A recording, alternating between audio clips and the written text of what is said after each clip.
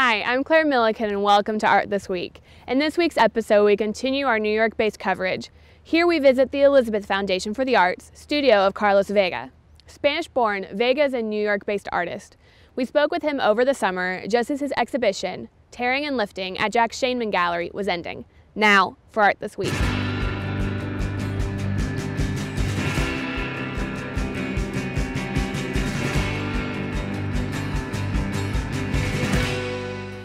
Carlos, I want to start by asking you about the title, Tearing and Lifting. Please explain. Well, I've been investigating on this media of mine, lead, for 5 years. After this journey, tearing and lifting have the literal meaning of opening the lead and creating more of a sculptural elements by tearing and making it malleable, and lifting by putting it vertical on the wall, standing those 200 pounds artworks, or so it's this act of defiance to the media, to lead. Mm-hmm. But also it has a metaphorical value. Mm-hmm. For me, tearing and lifting is about being able to carry your own load, being able to carry your duty in this world and do it with joy, doing with power, being capable of doing it. Uh-huh. What was your theme in this exhibition? My theme was something very non-news making. Nobody give a toot about it. It's optimism. And yesterday I was telling some friends of mine and they were saying, oh, that's boring. Nobody's going to care about optimism. And I said, that's why I don't care if they don't care. I really believe that we are better human beings than our grandparents, our parents, and our kids, that will be better people than us, because we are in this. When you look at humanity with that kind of over a century point of view, you see how much we have evolved. Mm-hmm. So, you know, I like to focus on that because it's not a Pollyanna approach to existence. Mm-hmm. It's the only real strategy that works. Mm-hmm. I mean, for me, confronting being alone in the studio, making things out of nothing, optimism and believing that I can be that artist, that creator who carry forward the essence of humanity somehow. Mm-hmm. It makes me take my challenge with more joy, with more happiness, with more giving less weight to the internal monologue. Mm-hmm. You know, that kind of beat you down internal monologue. So tell me, how long does it take to create one of these pieces? The work is tremendously laborious. Mm-hmm. It takes months to create every artwork. This one probably took me 6 months just to carve with a small chisel, one by one, the shapes, being very precise. So it doesn't matter. I mean, it takes a long time. Sometimes it gets really hard to follow through to the ultimate consequence, because it's such an investment of love and time. But you know, I don't mind. I like it. It's a. As I was telling you, Rosanna, it's almost a personal journey. If you focus on something for a long time, there is so much energy and concentration that you are putting into it, that I not only recall who I was when I was making the piece, but also it's a journey of growth. Mm-hmm.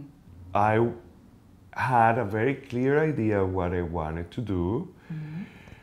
But then things happen. For example, I want to play with this idea of humanity, or everybody going sleep. Like I feel most of us, we go through life just on this day by day turmoil of things that you have to do, things that you need to do, what they expect from you to do. And we are almost like asleep. We are going through life without being aware that, we are here for a period of time. Your role is to love, because that's the best thing that you can do in life.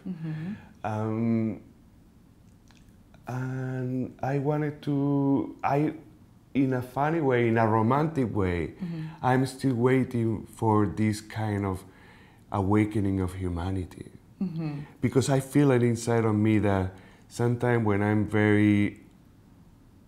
when I'm not Carlos, I'm just this I that I am. I feel that is so much wonder and mystery and joy happening all around us. And that we're missing. That we are missing because we are in the immediate things. So I wanted to represent this is like a donkey carrying this mass of humanity at sleep. And as you can see, I'm working with sculptural element. Almost the heads are becoming volumetric and the bodies. But things happen. For example, the donkey, now I decided that I'm going to put, the donkey head is going to be a huge amethyst rock. Oh, that's beautiful. Here, So I'm still opening to whatever happened with the creative process, with the improvisation. Sometimes things they tell you to improvise. So here there's going to be a whole talking about my love for things that reminds you of other people's life. For example, this man is going to be covered up with a blanket made out of anagrams. Oh, wow. From 19th century letters that they are going to be placed underneath these halls. You see how beautiful they are? Oh, they are. They are people's names. They are the first name of the first name and the family names. Right. That somebody already 80 years ago decided that they were worth to be saved. They saw the meaning, the art. Yeah, they saw the aesthetic quality, how anecdotal and beautiful, what a calligraphy thing. But for us, it has a different meaning. It's not just the formal typography, but it's, the historical context of these. These are from India. So it's this colonial aesthetic. Here is the short horseshoe and a whip. Yeah. And there is all this. It's like they're embossed. They're embossed.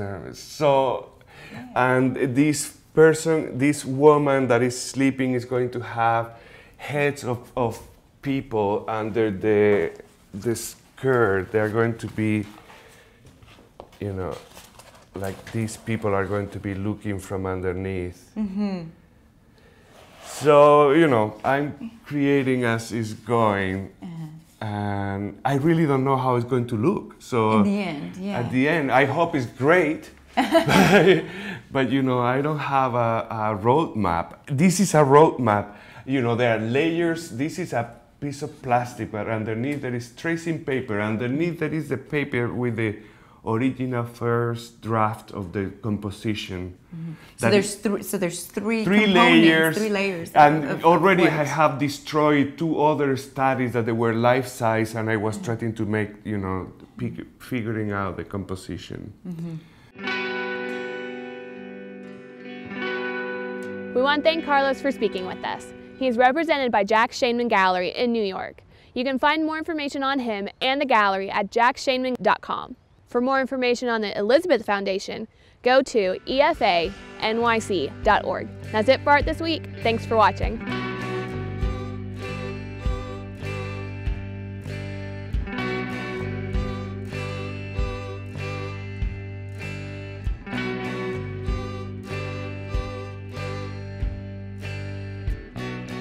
I still got your Polaroid.